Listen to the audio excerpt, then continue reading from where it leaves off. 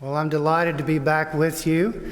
5 years ago I was here and I brought greetings from the seminary from which I have now retired, but I bring you greetings from a sister congregation, Country Club Christian Church down there on Ward Parkway, which turns out is more of a sister than you might have imagined because our two congregations, along with two others in the city, are partnering with William Jewell College and the Center for Faith and Culture. So we're pretty tight, and it is good to be back and to be with you. As the writer of the Gospel of Mark puts it, just prior to this, Jesus had sent the disciples out to do at least these three things. One, to cast out demons, which I'm guessing is not a 9-to-5 kind of job. I have no experience with that.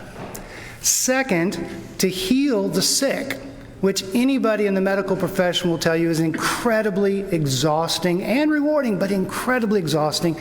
And then third, they were to preach the gospel, which I'm sure you know is the hardest job there is, right? That's why Jason's been on sabbatical. It's a hard job. The text says that Jesus, seeing their fatigue, decided it was time to get away to go on retreat because, as the text says, they had been so busy there was not even time to eat. And ever since that moment in the history of Christianity, retreats and eating have gone together.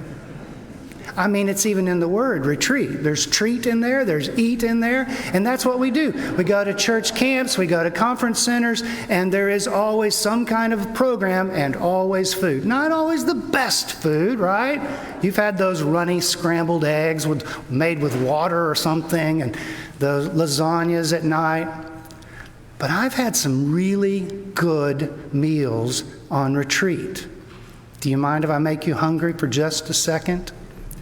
In 2004, I was for 3 weeks at the National Cathedral in D.C. at their college right on the grounds, and they had a chef by the name of Sept. And she made the most amazing fried chicken. Thin, boneless pieces, lightly breaded, and with, I think, a hint of lemon and rosemary. Oh my God. Am I making you hungry? Well, forget about it. There's not time to eat. That's what happens in the text. There's not even time to eat when they get on the retreat. The crowds, hearing that Jesus has moved on, they come and interrupt the thing, and so the disciples kind of stand back, and eventually it's getting late. They kind of look at their watches, and they say, Jesus, probably be good to, send these folks on because they're going to need something to eat. And Jesus says to them, you give them something to eat. And the disciples are flabbergasted. That's not Greek, but that's what it says. They're absolutely shocked. How are we supposed to do that? But you heard the story. They sit down in these groups on the green grass, and with just a few loaves of bread and a few fish, they feed 5,000 men, plus women and children, and there are leftovers. Now, I don't know what you bring to miracle stories in the Bible. Traditionally, there have been kind of two common responses: the debunkers and the defenders. The debunkers say, right, it's not possible. You cannot feed 5,000 people with just a few loaves. Well, unless everybody gets the tiniest little piece, can't be done. The defenders, on the other hand, usually with arms crossed, defenders like their arms crossed, they'll say something like, well, I don't know how he did it, but if the Bible says Jesus did it, Jesus did it. Thankfully, scholars offer a third approach. And it sounds kind of odd at first, but this is how it goes. The miracle stories in the Bible are not nearly so much about the miracle itself, but the story that gets told through the miracle. So, for instance, in the second half of the reading, when Jesus comes to them, they're in the boat, he's walking on the sea, and he calms the storm. Well, if all you have to say is, my Jesus can calm storms at sea, okay, but what's the point? I mean, do any of you live on a cruise ship? Is this a problem for you? There's no point. But if you remember that on the very first page of the Bible, the waters represent chaos, which God brings order to, then what you have here is Jesus as the Lord of creation bringing order to the chaos of our lives. Now that has meaning. So what are we going to say about the bread? Do we say, well, my Jesus can multiply bread? Well, okay, but what's the point? Notice what Mark does. He links the two stories together. The feeding narrative and then the storm. And the reason I say that is because the very last little phrase in the text, they're just dumbfounded, right? They're astounded when Jesus calms the storm. But then it says, because they didn't understand about the loaves, which is just so odd. You would think at the end of a story about a storm and a boat, it would say they were dumbfounded because they didn't understand about storms or waters or boats, but it says about bread. Mark wants us to hear these two stories together to say, if Jesus feeds us, Jesus will care for us. But I think there's something even more profound here. And to get at it, I don't know if you grew up in Sunday school or vacation Bible school where they sometimes did role playing. I don't mean the fancy kind where they had robes and all of that. I mean cardboard sign on a piece of string you put around your neck. Did you ever do that? You know, the teacher looks out, says, okay, you're a short kid. You be Zacchaeus. There's a troublemaker. We'll let him be a Pharisee. Somebody needs to be Mary and Martha. Who would we be in this story? It is so easy to say Jesus feeds us, Jesus cares for us. But what if the sign around our neck says we are the disciples? And Jesus says to us, you feed them. What if that's who we are?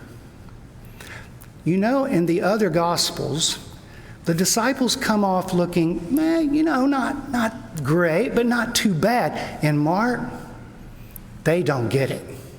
In Mark, they are constantly flabbergasted, dumbfounded, astounded. They are, in a word, thick. They are slow to catch on. And I have to say, I wear that sign pretty well, especially when it comes to the people who are hungry.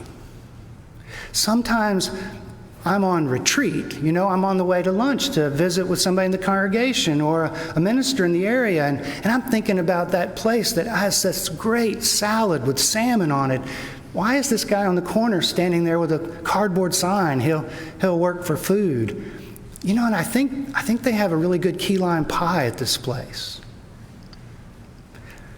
I'm pretty much like the disciples in Mark. Many, many years ago, I heard a pastor say, there are 3 ways that most of us see people in the world. 3 ways. The first way is as landscape. They're just part of the scenery. If you go to the plaza tonight and there is nobody there, you're going to look around and say, what is going on? They're just supposed to be there. Now, they're not people. They're just part of the landscape. The second way is as machines. If you sit down in one of those restaurants, somebody's going to come and take your order. You don't know what they're going through. You don't know what their name is. You don't care. They're just there to serve you. But the third way is people. To see people as people. The disciples look out on 5,000 plus landscape. Jesus sees people who are hungry. The text says they're like sheep without a shepherd, which, by the way, I think is a really important part of this story. I think Mark writes this story with Psalm 23 in mind. There's a shepherd reference who looks over the sheep. There's stilled waters. There's green grass that they sit on. And in the presence of that wilderness, A table is prepared, and their cup overflows. But Jesus' vision is not Psalm 23 for religious folks at a funeral. It's his vision for humanity. It's his vision for the world being cared for and fed. So I did a little bit of homework this week, very little. I emailed Andrea and said, so tell me about the food ministries at Second Baptist.